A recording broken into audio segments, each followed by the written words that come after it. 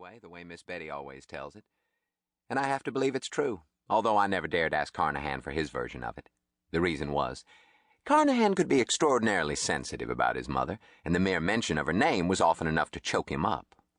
Cancer killed her when he was still just a boy, and his father, a storekeeper in town, raised him without any help except for a great aunt who reported once a week to clean the house and cook a hot meal and remind them both what a woman was like.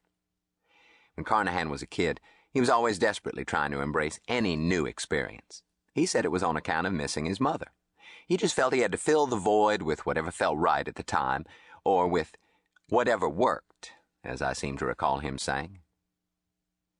For a time there was a picture of Miss Deanie he carried in his wallet. It had been clipped from a larger photograph and showed her head topped with a foot-tall beehive hairdo, her fine blue eyes squinting from behind a pair of granny glasses. One day at school, Carnihan lost the picture, or somebody stole it, and he went running down the hall yelling like a madman, and it took 2 teachers and a janitor to subdue him. The principal called his father at work and asked him to report to the school immediately, and when Mr. Hank arrived, sweating through his clothes and nervously chewing his lips, he and Carnihan stood by the front office and held each other for a long time. They just held each other, with their faces pressed close, and both of them sobbing. This happened between classes, when students were supposed to report to their next room, and chaos reigned in the hallway.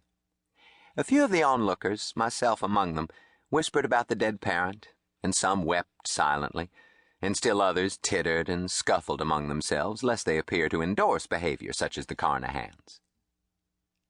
Mr. Hank was wearing his work apron and carrying a feather duster, and he kept patting Carnihan on the back of the head and telling him everything would be okay. Nearly 10 years had passed since Miss Deanie's death, but you'd have thought it had happened that same morning.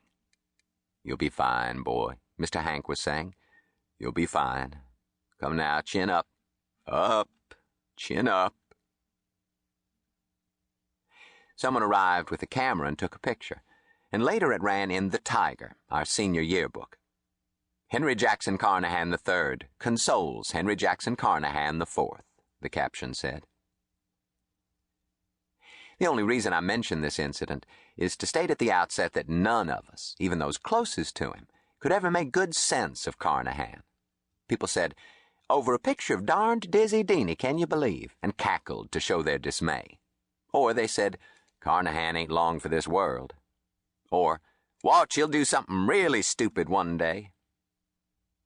In any event, we wondered how a person could love his mother that much, and secretly, we envied his reputation as an eccentric. Carnihan was as wild a thing as there ever was in smoke, and for that he deserved both our pity and our worship.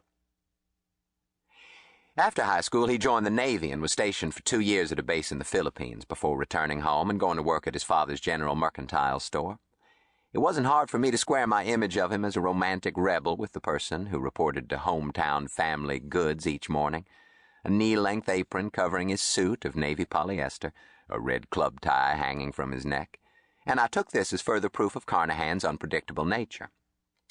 At age 22, he married a local girl named Marla Castle, but she left him after a few months and filed for divorce. The legal papers cited irreconcilable differences, but Carnihan told me she had ambition and just didn't want to waste her life on a guy who worked at a general store. After she left, Carnihan started to drink at the local bars, and he gambled away most of his salary on football and basketball games, car races, beauty contests, anything. He quickly found himself in the hole, and tired of dodging bookmakers, he sold his and Marla's little starter home on Court Street, paid his debts off, and moved in with Mr. Hank. This period of abstinence, as he would later call it, lasted but a few years, and then he was reborn to the life he'd known earlier, which is to say to the life of a man bent on denying himself nothing.